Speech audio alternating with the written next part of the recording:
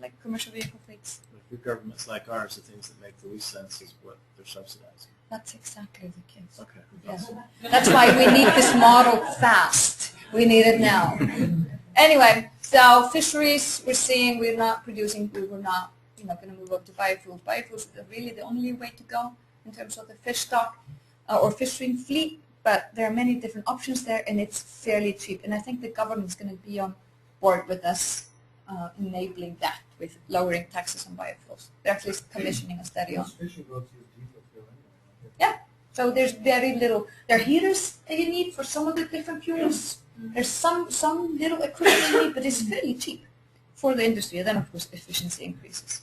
So, mixed path, most feasible.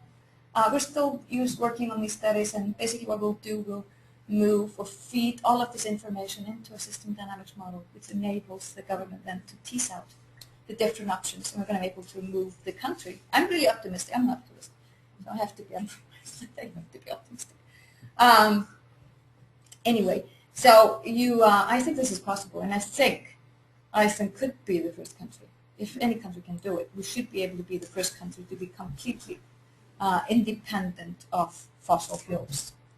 And just to tell you about this just briefly, how can we contribute to sustainable energy development worldwide? I think our experience and our story can be really inspirational. And of course, the cost issue is quite important, but it's interesting how difficult it's been to get there on that. So basically, our story is really of a really, really poor, backward country. We were really poor 50 years ago, really poor. One of the poorest countries in Europe. We, at the same time, we switched over to renewable energy, and at the same time, didn't ruin